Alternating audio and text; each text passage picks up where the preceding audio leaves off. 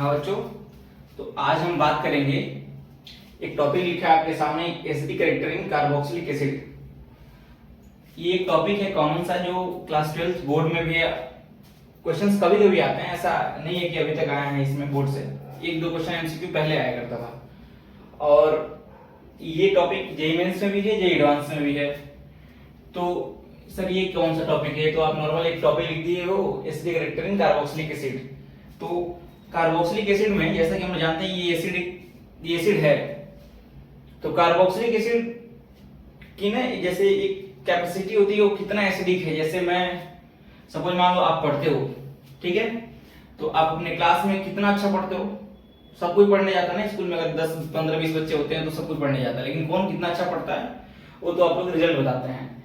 तो यही है कि कार्बोक्सिलिक एसिड की जो एसिडिक कैरेक्टर है, इनको एक्सप्लेन करने के लिए कुछ अपन लोगों के पास टर्म्स हैं, ठीक है। वो टर्म्स क्या क्या हैं आप पहले सुने होंगे। एक टर्म्स है Ka, दूसरा है Kb, या फिर एसिड है तो H+ आयन और OH- आयन। तो ये जनरल बेसिक टर्म्स हैं जो क्या बताते हैं कार्बोक्सिलिक एसिड के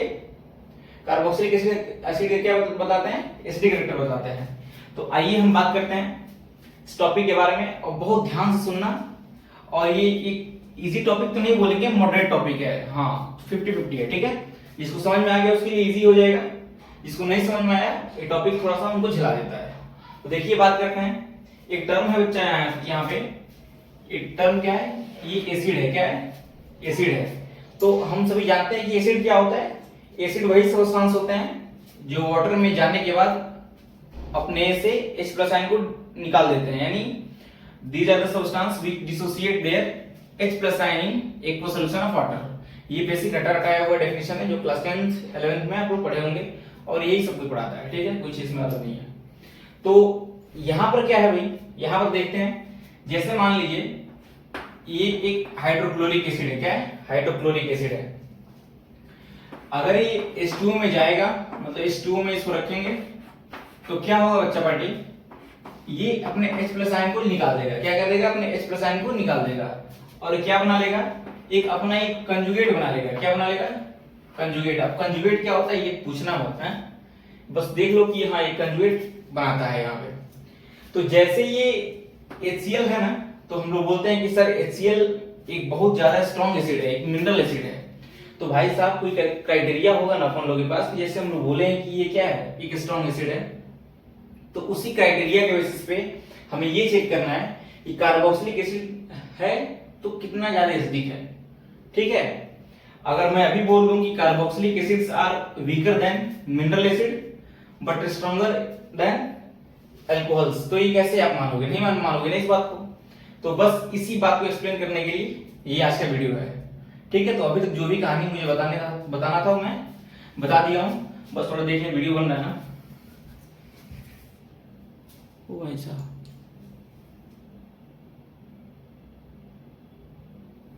हाँ ठीक है, बन रहा है, रेडी। तो आइए अब हम बात करते हैं इनके बारे में। जैसे मान लीजिए कार्बोक्सिलिक एसिड है, कार्बोक्सिलिक एसिड होगा तो क्या होगा, अगर कार्बोक्सिलिक एसिड होगा तो उस कंपाउंड में ये दिखेगा। क्या दिखेगा? ये दिखेगा, ये वाला टर्म जो भी दिखता है कार्बोक्सिल ग्रुप बोलते हैं। क्या बोलते हैं इसको? कार्बोक्सिल ग्रुप बोलते हैं, ठीक है। तो ये किससे जुड़ा होगा? ये कार्बन से जुड़ा होगा। किससे जुड़ा होगा? ये किसी R से जुड़ा होगा। और ये इसका जनरल रिप्रेजेंटेशन है कार्बोक्सिलिक एसिड का, ये ऐसे होता है। क्या होता है? ये ऐसे दिखता होगा आप लोगों को, ठीक है। अगर ये एसिड है, क्या है ये? अगर ये एसिड है तो क्या होगा भाई, अगर ये एसिड है तो वाटर में जाने के बाद क्या करेगा ये? वाटर में जाने के बाद ये ऐसा सिंबल क्यों बना रहे हैं कि ये दोनों सिस्टम जो वो तो होता है ना, ये लेफ्ट साइड वाला और राइट साइड वाला, दोनों आपस में इक्विलिब्रियम में होते हैं, इसलिए मैं ऐसा बना रहा हूं, ठीक है। तो वाटर में जाने के बाद क्या करेंगे, ये अपने इस H+ आयन को निकाल देगा। देख लो ध्यान से। तो मैं बोलूं क्या कि ये बन जाएगा, ये कार्बोक्सिलेट एनायन है। क्या है? Carboxylate anion. एनायन ऐसा इसलिए है क्योंकि इस पर नेगेटिव चार्ज है, ओके। और ये H+ आयन और H2O, ये ऐसा H प्लस आयन निकाला और H2O बन गया। अब ये दोनों जो है ना आपस में रिएक्ट करके क्या बना लेते हैं, ये बना लेते हैं H3O प्लस, ठीक है। इसको बोलते हैं हाइड्रोनियम आयन।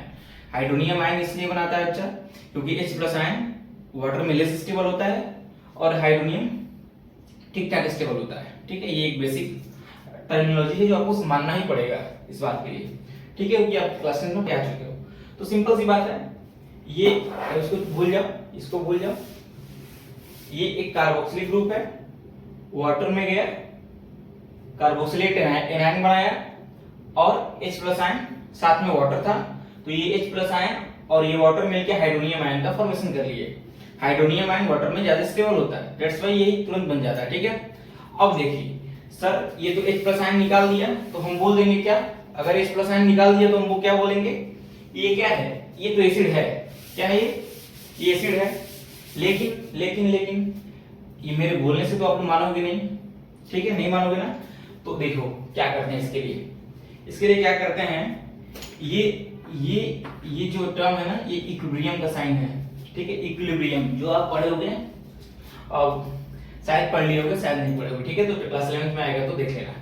ये इक्विलिब्रियम का साइन है, तो अगर इसके लिए के इक्विलिब्रियम लिखते हैं, क्या लिखते हैं, के इक्विलिब्रियम यानी इक्विलिब्रियम कांस्टेंट लिखते हैं इस रिएक्शन के लिए, तो क्या हो जाएगा के इक्विलिब्रियम इक्वल टू प्रोडक्ट का कंसंट्रेशन अपॉन रिएक्टेंट का कंसंट्रेशन, ये एक टर्म है, ठीक है। तो प्रोडक्ट क्या है भाई, प्रोडक्ट क्या क्या बना, ये बना और साथ में ये बना, इन दोनों को मैं लिख के मैं ये लिख दे रहा हूं, ठीक है। तो क्या बना, RCOO निगेटिव और साथ में क्या बना भाई, H3O प्लस, ये बना और अपॉन रिएक्टेंट मतलब जो रिएक्शन में पार्टिसिपेट करता है, रिएक्शन में पार्टिसिपेट करने वाले दो ही लोग हैं यहाँ पे, एक कार्बोक्सिलिक एसिड है और एक क्या है, वाटर है, ठीक है। तो कार्बोक्सिलिक एसिड का कंसंट्रेशन देखते हैं भाई, कार्बोक्सिलिक एसिड का कंसंट्रेशन देखते हैं, ये हो गया और साथ में वाटर हो गया। बोलो बात समझ में नहीं आई, आगे ना कुछ किए नहीं है। इस रिएक्शन का हमने इक्विलिब्रियम कांस्टेंट लिख दिए हैं, के इक्विलिब्रियम, तो ये प्रोडक्ट अपॉन रिएक्टेंट होता है, तो ऊपर प्रोडक्ट मतलब क्या, ये कार्बोक्सिलिक और ये वाटर प्रोडक्ट है, और नीचे रिएक्टेंट, ये कार्बोक्सिलेट एनायन और हाइड्रोनियम आयन क्या है कि ओ है, प्रोडक्ट है, ठीक है। तो प्रोडक्ट अपॉन कंसंट्रेशन में लिखती हूं ऐसा। अब देखो, अगर थोड़ा सा आप लोगों को बात समझ में आ रही होगी तो इस H2O को मैं इधर मल्टीप्लाई कर दूं क्या, फिलहाल अभी के लिए मान लो, तो ये क्या हो जाएगा, के equilibrium into concentration of water equal to RCOO negative और क्या है भाई, और क्या है ये H3O प्लस, ठीक है। यहां तक बात समझ में आ गई होगी, आप लोगों को। अपॉन में क्या करेंगे, ये ले लेंगे एसिड, क्या ले लेंगे, ये एसिड ले लेंगे, ये इसका ये मतलब H2O को इधर भेजे तो जैसा था वैसा ही लिख दिया, ठीक है। अब ये जो टर्म है ना, इक्विलिब्रियम कांस्टेंट में अगर H2O का मल्टीप्लाई करते हैं ना, तो ये टर्म आता है Ka, क्या आता है, Ka, यानी इक्विलिब्रियम कांस्टेंट फॉर एसिड्स, ठीक है। तो इसको मैं ना Ka बोल दे रहा हूं, क्या बोल दे रहा हूं, Ka, ठीक है। बस मान लो कि Ka मैं बोल दिया हूं, ठीक है। ओके, बात समझ में आई, वेरी गुड। अब आइए आगे देखते हैं आगे क्या करेंगे इसके लिए, ठीक है।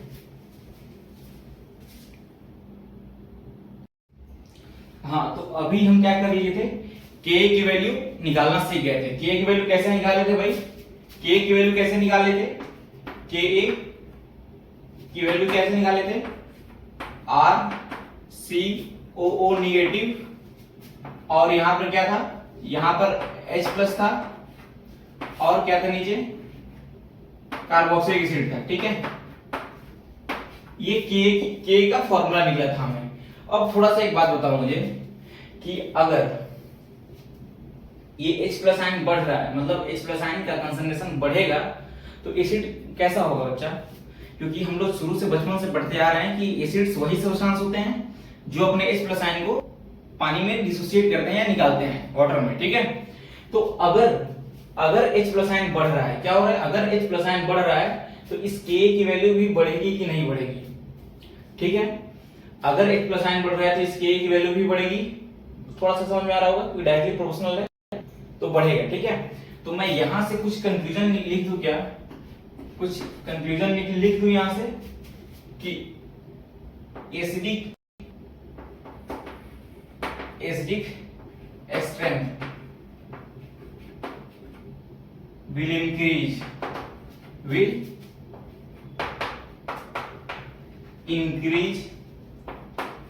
if Ka की वैल्यू क्या होगा, इंक्रीज होगा। ये पहला कंफ्यूजन, ठीक है, बात समझ में आई, पहला कंफ्यूजन। अब देखो अगर यहीं पे OH माइनस आयन होता ना, अगर यहाँ पे H प्लस आयन की जगह पे OH माइनस आयन होता तो इस K इक्विलिब्रियम इनटू वाटर जो पीछे था अभी वहां पे Kv लिख देते। अगर मैं क्या बोल रहे हैं मत समझो, बस एक लाइन याद रखो, क्या होता है pKa, क्या होता है भाई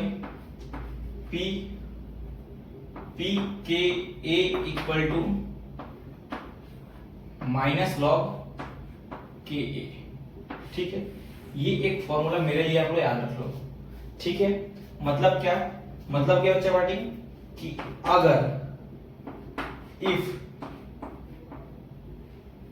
Ka इंक्रीज होगा, अगर Ka इंक्रीज होगा तो Pka क्या होगा, Pka डिक्रीज होगा, ठीक है। इतना समझ में आया। तो acidic strength will increase if Ka increases, साथ ही साथ Pka ये क्या होगा, Pka डिक्रीज होगा।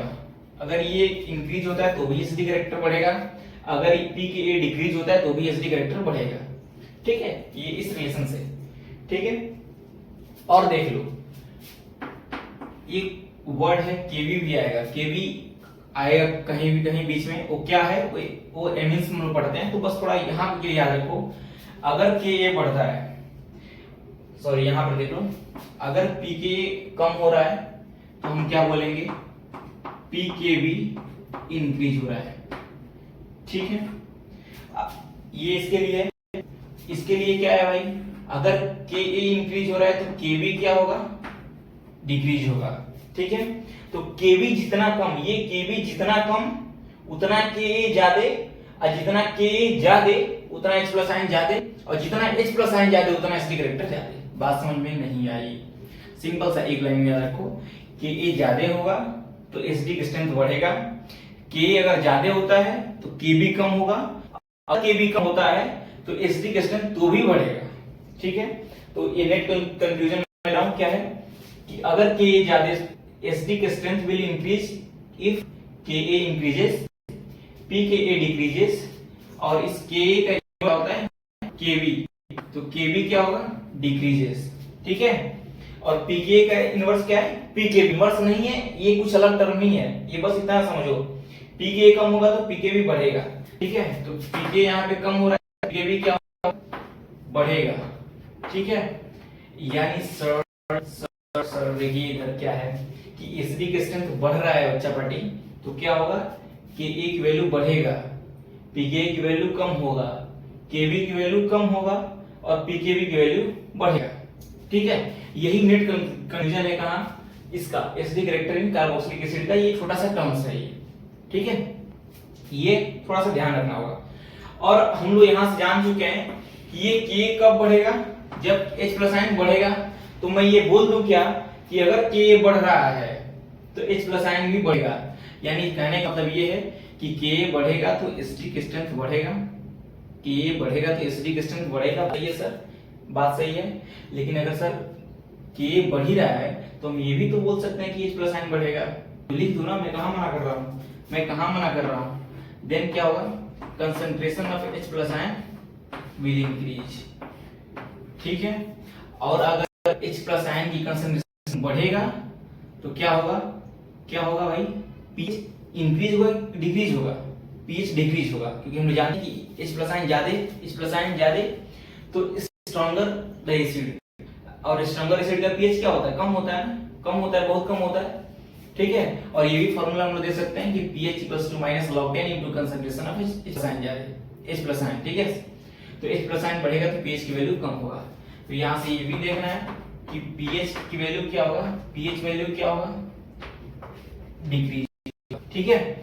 और अगर H प्लस आयन ज्यादा है तो concentration of OH minus ion भी क्या होगा? क्या होगा भाई? Sorry concentration of OH minus ion क्या होगा? कम होगा। अगर OH माइनस आयन की कंसंट्रेशन कम होता है तो क्या होगा? POH क्या होगा? डिक्रीज होगा, क्योंकि H प्लस आयन जितना OH माइनस आयन बढ़ेगा उतना क्या होता है? POH की वैल्यू भी बढ़ता है, ठीक है। तो ये बेसिक टर्म्स हैं, ये आपको समझने होंगे, ठीक है बच्चा पार्टी, समझ में आया? थोड़ा समझ लिया, एक बार वीडियो को पीछे ले जाओ, फिर जो जो मैं बोला हूं आंख बंद करके सोचो, ठीक है। एक बार जो देख लिए नोट कर लिए, एक बार नोट करके सिर्फ वीडियो को पीछे ले जाओ और जो जो मैं बोल रहा हूं उसको आप देखते जाओ और थोड़ा इमेजिन करो तो समझ में आ जाएगा, ठीक है। यही क्या है, कार्बोक्सिलिक एसिड का एसिडिक कैरेक्टर है, ये केमिकल टर्म है, इसको थोड़ा सा आपको याद करना पड़ेगा। और बाकी क्या है, बाकी एसिडिक कैरेक्टर कैसे कार्बोक्सिलिक एसिड डिटरमाइन करते हैं ये नेक्स्ट वीडियो में आ रहा है, तो उसमें आप जरूर देख लें। Okay, thank you, all the best.